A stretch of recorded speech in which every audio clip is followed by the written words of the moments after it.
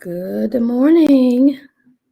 Welcome to the Seer for Nations prophetic channel. I am your host, Reverend Dr. Vanetta Chisholm. Good morning. We are talking about dreams this morning. I say, when you dare to dream. And the reason why I say when you dare to dream, because sometimes we have dreams and we might tell our friends or our coworkers, and they may not understand or wonder what's going on with us when we share those dreams. So when you share your dreams, it's you taking a risk, to be honest, because you take the risk of being judged, and we'll see a lot of where we can get examples of that even in the Bible.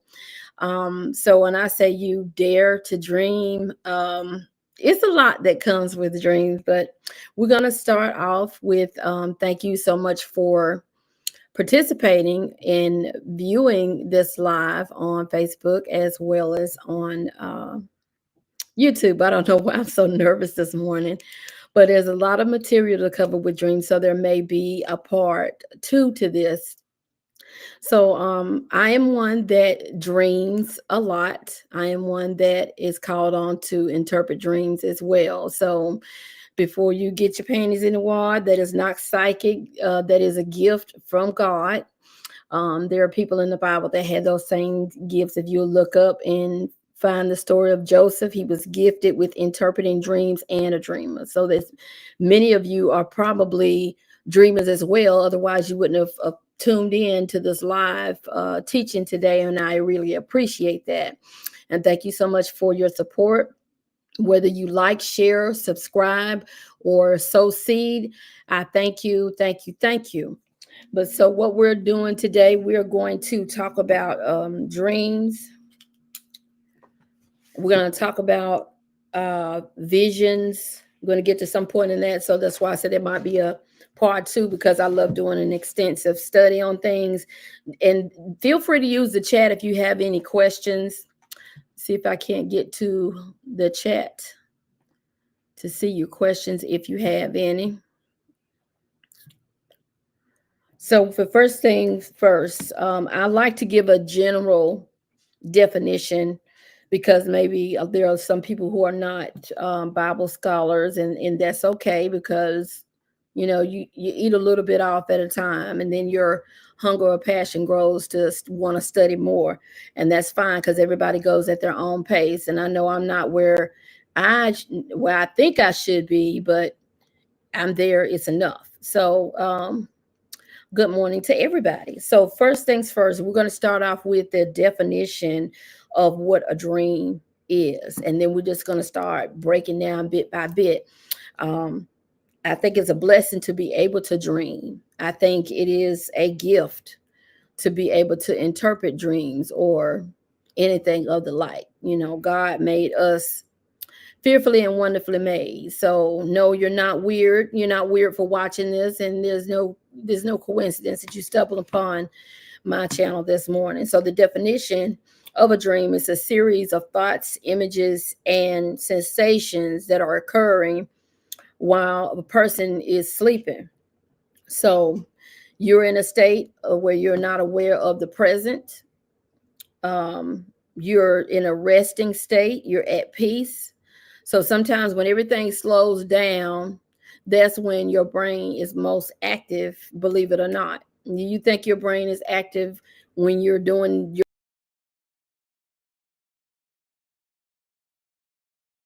and I beg to differ, because you can go in one room to get something and forget, and you lay down and everything is quiet, the brain becomes more active, and what produces activity of the dreams. The dream, I call it a dreamscape, because you're in a different scape than you are in your reality.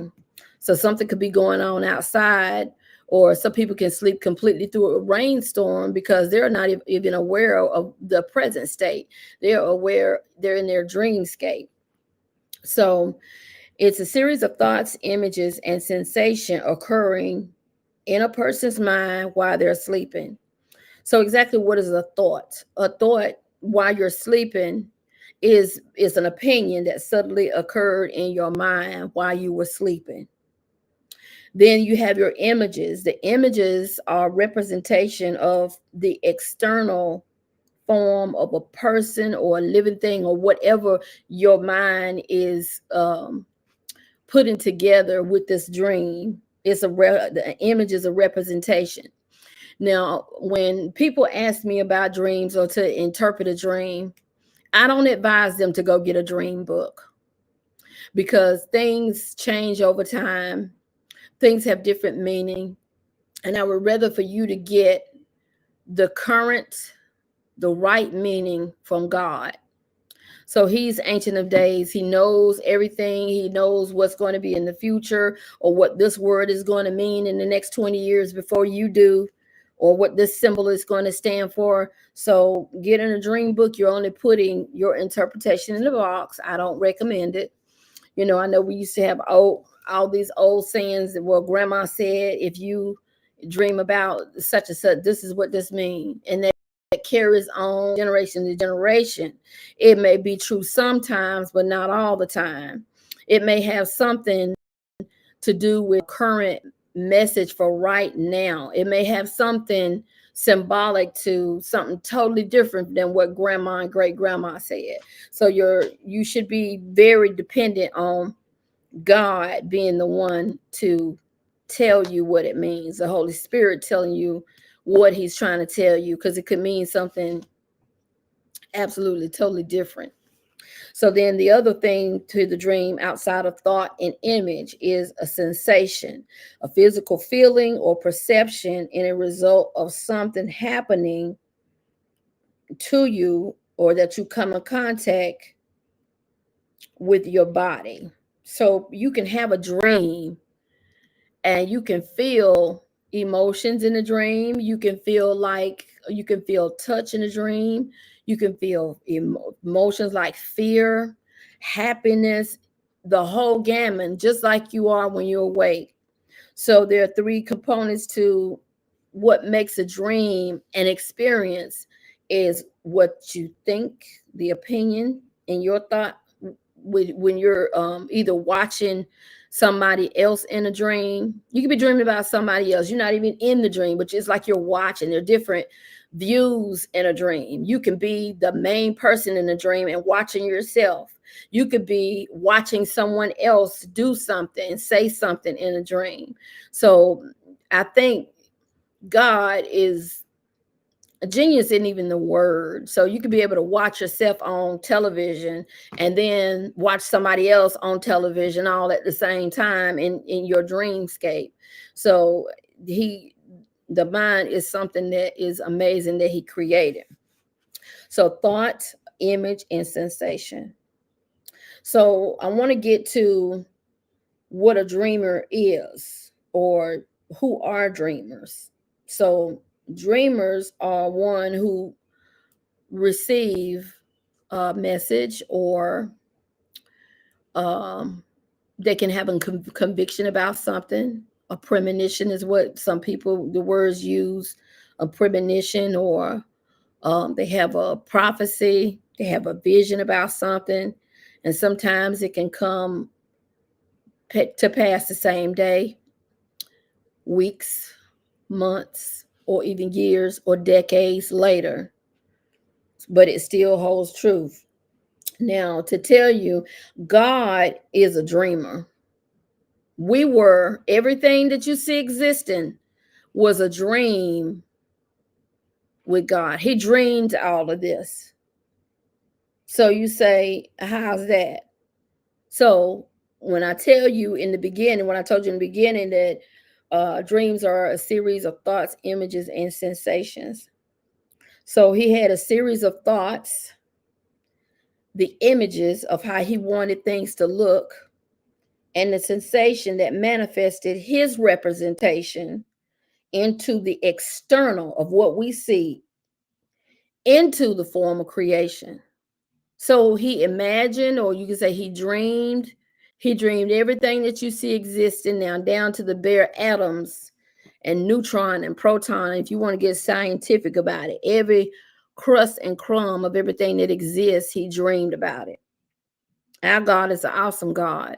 I don't even see why we worry when he can just materialize what he wants, to see, or what he wants to come to pass. And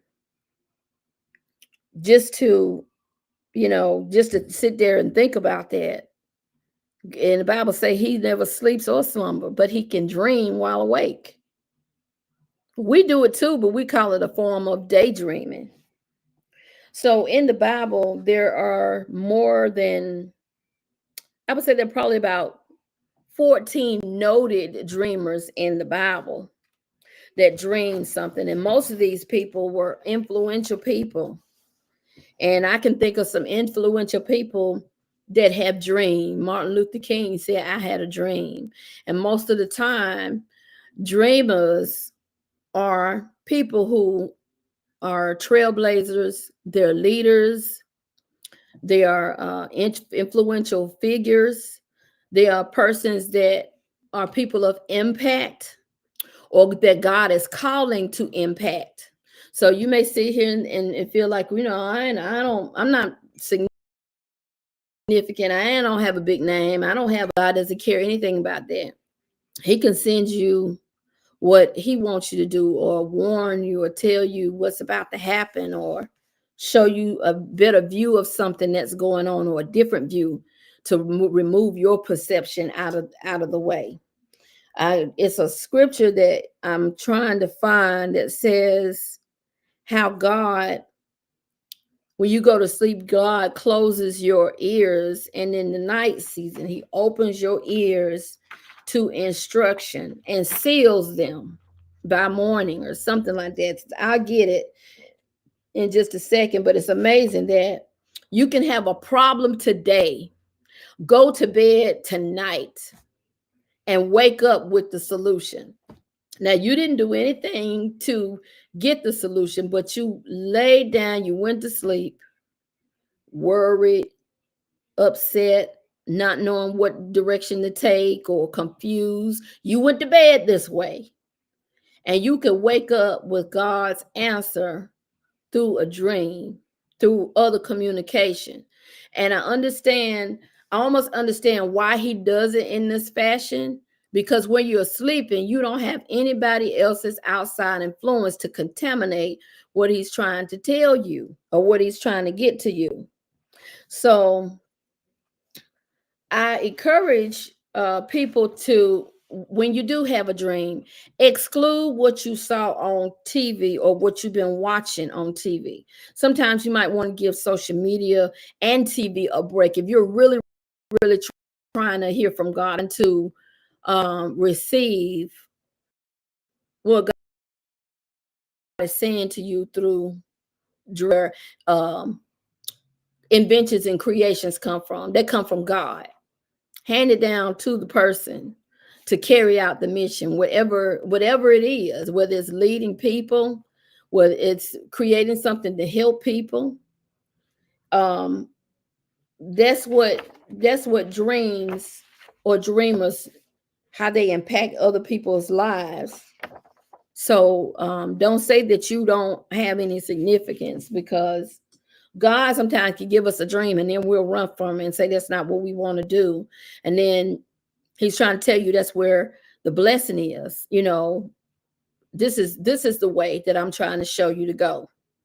Or these are the people I need you to call. Sometimes you can lay down and not know anybody in this dream. You don't recognize this place that you're at, and things could be very symbolic. So I want to talk about, I know this is probably going to be a part 2 to this, because we're already 15 minutes in, but the purpose of God sending you to dream, or being for humans to be allowed to dream.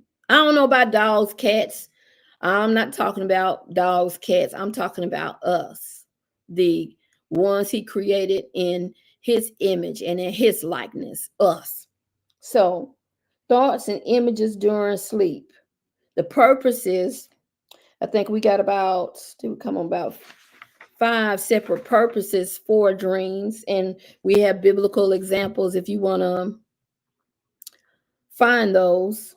So the first purpose of having a dream or why you receive dreams. Where is my pen? Okay. So a dream can be the purpose to keep you from evil, to protect you, to keep you from evil. So if we were to go to, let me get my Bible reference up. So we will go to Genesis, the 20th chapter and 3rd verse. I just want to get a example of dreams to help trying to keep you to restrain you from evil. So Genesis chapter 20 and the 3rd verse, and I'm going to read it. But God came to Abimelech in a dream one night and said to him, "You are as good as dead because of the woman you have taken. She is a married woman." Now Abimelech had not gone near her, so he said, "Lord, will you destroy an innocent nation? Did he not say to me, she is my sister? And did she also say he is my brother?" So both, this was a story about Abraham and Sarah telling a story that they were brother and sister, because she was so beautiful that they, if he said I'm her husband, they would have killed him to get her. And she just said, yeah, I'm his sister. She went along with the lie, but the lie was revealed through a dream. So he warned Abimelech, don't you touch that woman, she married. The Lord will reveal the truth to you in a dream in order to keep you from evil, doing evil. That would have been an evil thing had he slept with that man's wife. But even though he said, didn't you hear them say they were brother and sister? So how you gonna kill me over there? He said, but I'm letting you know so you can make a decision. If you're gonna listen to what I just told you, or you just gonna go along because yeah, she looked real good. They ain't tell me nothing. So the purpose of that instance was to keep Abimelech, first of all, from dying and restraining him from doing evil. And we serve a good God because he'll tell us don't do that. And in this case, he told Abimelech in a dream. So the next purpose is to reveal God's will. We're still in the book of Genesis, as the purpose of dreams is to reveal God's will. So we go to Genesis chapter 28.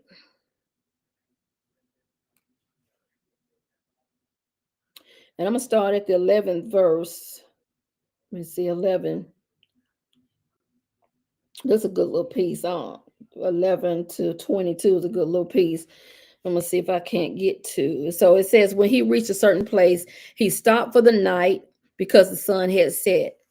Taking one of the stones there, he put it under his head and he lay down to sleep. He had a dream in which he saw a stairway resting on the earth with its top reaching heaven, and the angels of God were ascending and descending on it. There above it stood the Lord, and he said, I am the Lord, the God of your father Abraham and the God of Isaac. I will give you and your descendants the land on which you are lying on. Your descendants will be like the dust of the earth, and you will spread out to the west, to the east, the north, and to the south, and all people on earth will be blessed through you and your offspring. And I am with you, and I'll watch over you wherever you go, and I will bring you back to this land. Oh my God, that's almost prophetic. It is prophetic. Okay, I'm gonna put a pin there. Put a pin there. I will not leave you until I have done what I have promised you. Then Jacob awoke from his sleep. He thought, surely the Lord is in this place, and I wasn't even aware of it. I told you about how you sleep, you're not aware of what's really going on. Now, when 17, he was afraid and said, "How awesome this place is! This is none other than the house of God. This is the gate of heaven." Early the next morning, Jacob took the stone he had placed under his head and set it up as a pillar and poured oil on top of it. He called the place Bethel, though the city used to be called Luz. Then Jacob made a vow, saying, "If God will be with me and watch over me on this journey I am taking, and will give me food to eat and clothes to wear, so that I return safely to my father's household, then the Lord will be my God." So that brought out a lot, revealing God's will. And God wants to reveal what he has for you in your life. And you probably have already been dreaming or having dreams that God has sent you about what he wanted to do for you and how he wants to bless you in spite of your current situation. So dreams reveal the will of God for your life. That's a good one. Genesis 28, 11 through the 22nd verse. So the next one, I think we probably got another 10 minutes, and we're going to have to do a part 2 on this. The next reason for having dreams, so that you can be encouraged. And May month is Mental Health Awareness Month. And some of us need to encourage someone or be encouraged. So we're going to go to Judges, the 7th chapter, 13th verse. And this is about the encouragement. So Gideon arrived just as a man was telling a friend his dream. He said, "I had a dream," he was saying. "A loaf of barley and bread came tumbling into the Midianite camp. It struck the tent with such force that the tent overturned and collapsed."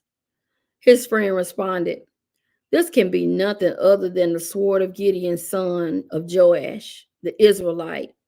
God has given the Midianites and the whole camp into his hands." When Gideon heard the dream and its interpretation, he bowed down and worshiped. He returned out to the camp of Israel and called out, "Get up. The Lord has given the Midianite camp into your hands." That was encouraging to say that God took care of your enemies. God is going to protect you. Didn't matter how small they were or what ammunition they had or didn't have. He revealed the dream and overheard a man telling his dream. So sometimes somebody else's dream may not be a joke. Somebody else's dream may be an encouragement to you to keep going.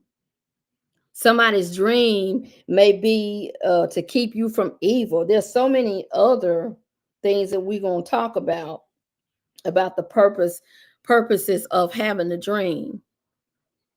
And it's important that you also keep a journal of your dreams. The reason why I say that is you can dream something, not understand it, go back and read it, and you can see all of the representations that I talk about in the beginning. When we talk about the definition of a dream, you're going to see a series of put together thoughts.